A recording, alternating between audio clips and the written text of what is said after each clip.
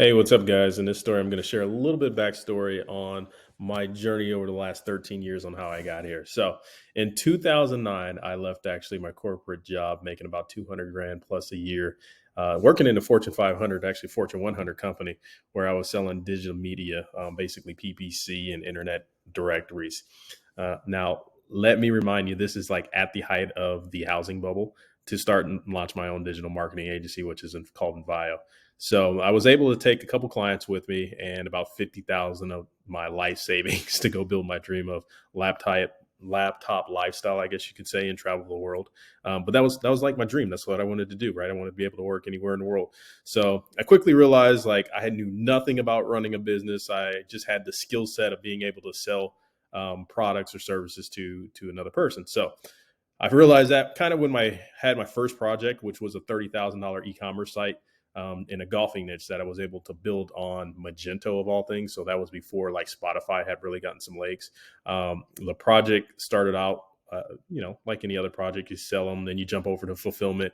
And I quickly had to figure out that, hey, I need a full team to be able to develop this. So I outsourced it to a dev team in India, which caused me to stay up and have countless nights of staying up all night trying to communicate with them. It was a nightmare. So they ended up missing a ton of deadlines, which made me look like a complete failure and incompetent to the client. And I ended up firing that team and hiring another team out of Ukraine just to kind of save face and get the project done. So I actually did that. It was 3 months past the deadline. And by the time I finished it, I realized that I had very little profit margin in it. Actually, I think I tried to calculate how much time that I actually spent in it, and I think I was probably working for about $7 an hour when it all added up and the project was finalized.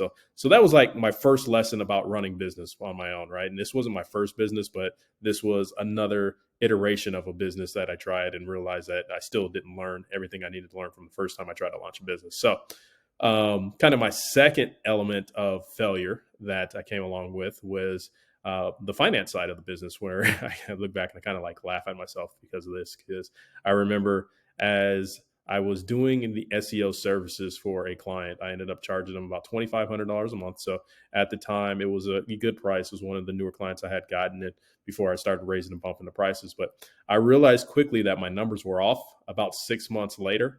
And I realized that I never put them and this was, I would probably say before Stripe, or at least before I knew of Stripe. So this is again 13 years ago, that I put them in our authorized.net account. And so I did not charge them for 6 months. So big error. And I was stuck in the dilemma of, do I go back and say, hey, you guys owe me this large amount of money, or just start billing? So to kind of save face and, make myself be able to maintain that longevity with the client, I just started billing them 6 months later. So they got 6 months of service for free. So that's kind of when I realized that I needed a bookkeeper and a project manager. That I remember that day specifically, I was like, look, you cannot afford to make these type of mistakes more than once. And so you've made two. Let's not go for three. So that was kind of the struggle for about the first 18 months of the business. I kind of stumbled going back and forth between sales and fulfillment. And if you guys are running an agency or any other kind of business, that's kind of the two buckets that you play in. You go make a sale, then you go try to fulfill, and then you look back and you realize quickly that as you get clients, and you run over to do the fulfillment, that you realize that, hey, you know what? I don't have any new leads coming in. I'm not doing any marketing. I don't have any lead generation, and that just completely stops. So that's, when you sit there and like, hey, and I have to figure out a better system. So eventually I was able to rack up about a dozen or so clients. And, one of the big things was I was increasing my price over time. So that was able to kind of give me some leg room in terms of and road way to sit there and say, hey, the reality here is now you're making good money. See, one thing that I learned from corporate America is reoccurring revenue. My first job out of corporate America was reoccurring revenue was awesome, right? So at that point, I was like, doing about 40, 50K a month, dealing with clients here and there, living a good life, kind of. That's what I thought. So then after about a year and a half, I started hitting the revenue roller coaster, as I like to call it, right? So we started having clients that would call and they would complain, and then they would try to cancel, and some of them actually did, or sign up with another company. And then that's kind of when I was introduced to churn, which, is, if you're running an agency life, that's the real negative thing, and or something that everybody hates.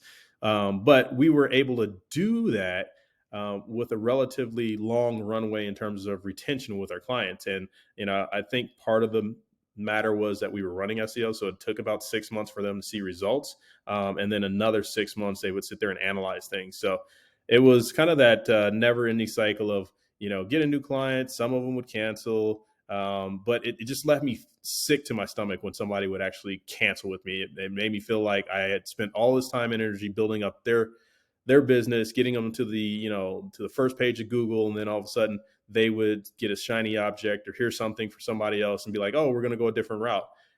So it just really made me sick. Matter of fact, I remember we had a client that was number one and number two on their niche keywords for their particular city.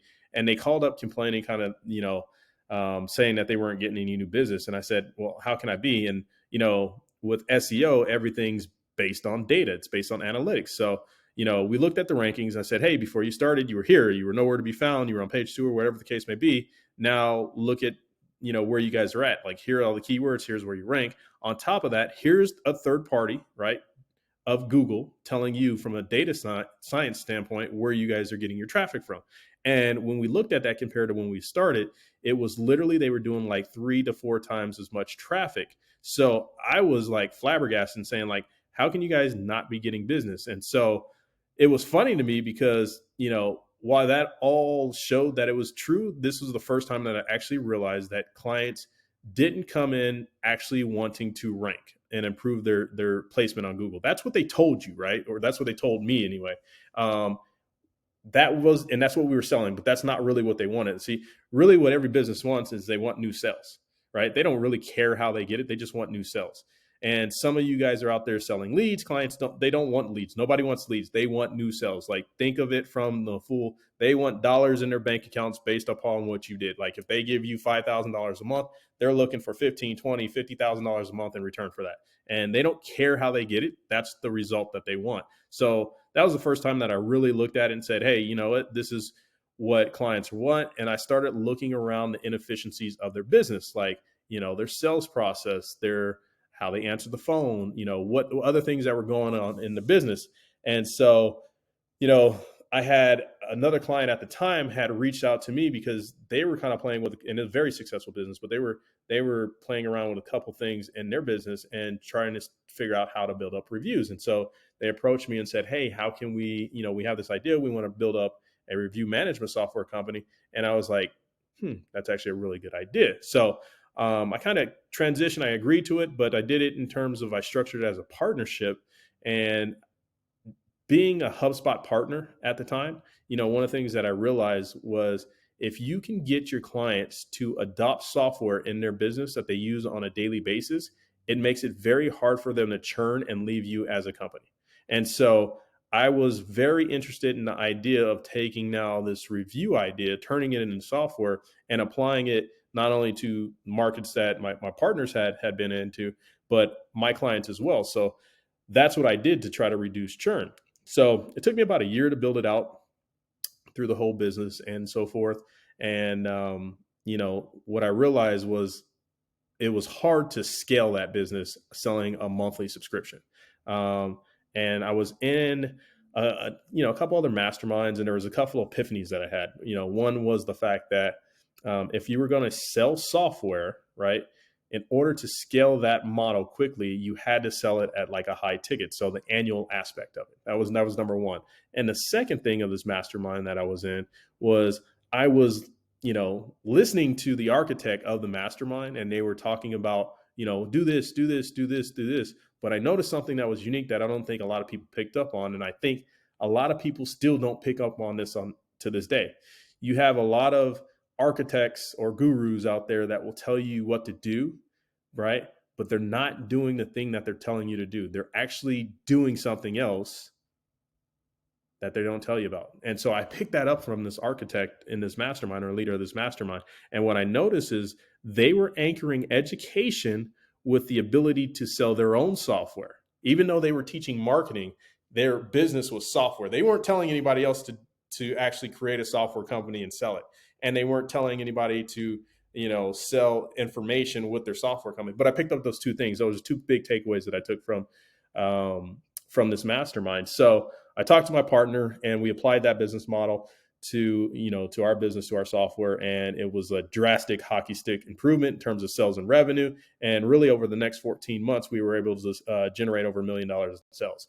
And so here's what I ended up figuring out in the business model over the last 13 years, right? Is I applied these things to, both of my businesses, and then actually started looking at other business models that were successful out there. So I started looking at Apple. I started looking at Amazon. I started looking at Microsoft, Costco, just to name a couple examples. And so here's what I figured out. I figured out that if you look at, let's say Apple, for example, right? Every product they have is over $1,000, right? And, let's just call it, the iPhone's $1,000, but they sell those like, muffins, really. You have people, I mean, just think about that. When a new iPhone drops, think of how many people line up outside the Apple store the first day across the world to pay $1,000 for an Apple phone, right? It's crazy. And so that was number one, is like they were selling a high ticket model. But you look at the second component of it is like, what else do they have? So they have like a reoccurring revenue model set into that. And they have it in terms of, the Apple TV, the Apple Music, the Apple Care, those all reoccurring models. And if you look at their Apple products, like their computers, their iPhones, laptops, whatever, they're anywhere from $1,000 to $8,000 and probably a little bit more. I'm just using that as a reference of things that I've seen online. Then you look at somebody like Amazon, for example, they do the exact same thing. My brother works for Amazon, and I know their Amazon AWS, that's their high ticket stuff. And then you look at what do they have as reoccurring. This is outside of the small fractional numbers that they get every time you and I buy something off of Amazon. Like those are so small margins, but they make money on the Amazon Prime memberships, the Amazon Video. For sure, I think they have Amazon Music now too. So they have all these recurring revenue models, right? And so I started approaching my clients and other agency owners that were asking me for help with the same foundational set of principles to place into their business, right? And then when they did it and they mimicked exactly what I was talking about, the results were kind of mind-blowing. So for example, I had one guy, his name was Austin. He owned a agency that built funnels and challenges essentially for his clients. And so he was struggling with the element of getting somebody just to give him $1,000. I mean, literally. And he's good stuff. He's got good stuff. He's very detail oriented when he dissects, those types of businesses, and we're able to reproduce that at scale with a lot of success, right? But he was having a hard time with acquisition. So, we applied one of the frameworks that I had applied in my business, and then it took him from something that was completely hard for him to generate $1,000 to now actually getting paid to jump on strategy sessions. And he was making, people were paying him $5,000, $6,000, and even over $12,000 just to meet with him for half a day to build out a framework on how he was going to actually sell him into their back end, or how he was going to sell them into their back end product. So I want to kind of reiterate this, right? What he was doing was he was actually saying, hey, let's jump on a strategy session where he got paid $5,000, $6,000, $12,000+, and then was actually moving them to sell them his back end product, which was about $50,000, right? So that was one example when we started to apply this model to another agency owner. Here's another one, is agency owner, and this is a funny one. This is a guy out of India, 21-year-old kid out of India. We started implementing some of the same frameworks in his business. And when he came to me, he was doing about $20,000 a month, inconsistent months. And when we applied some of these same frameworks and installed it into his business, within 5 weeks, he jumped up to $87,000 a month in income, right? So he was able to do that really quick. There was another guy named Ian who was in a similar situation. He wanted to kind of retire his dad. His family had a supplement company for a long time, and he was looking to, one of his goals was, number one, he wanted to retire him. So he actually did that. Not only did he do that, but he now owns equity in 3 other companies, right? And he has doubled his personal income, I think, actually, I know twice in the last 2 years. And not only has he done that, but he's taken his wife, who was making 6 figures in her corporate job, out of that corporate environment and retired her and had a kid. So, a lot of success has been done applying these same models over and over and over again to local businesses. So if you're thinking, here's kind of the takeaway. If you're thinking about launching an agency or doing any kind of business moving forward, what I want to recommend to you is actually thinking of the framework of applying a high ticket product to your business and some type of reoccurring model to it as well, right? So that's really it. That's kind of the backstory on me. I wanted to share that with you guys because, you know, I know exactly how it is to be making mistakes as an agency owner and, you know, kind of going through these struggles. And I have 13 years of experience on it. So if you like any of that or you have any thoughts or questions, please comment below. If you like the video, please hit the like button. If you want to hear more stories like this or kind of dive into different models, I'm going to leave a link below to join our Facebook group. And if you just want to jump on a value session to kind of break down some of the inefficiencies of your business to kind of see where we can pull out cash and inject a model that actually will produce a nice fast cash of revenue for you, then there's going to be a link somewhere to book a call. So other than that, take care. I hope you enjoyed it, and we'll see you in the next video.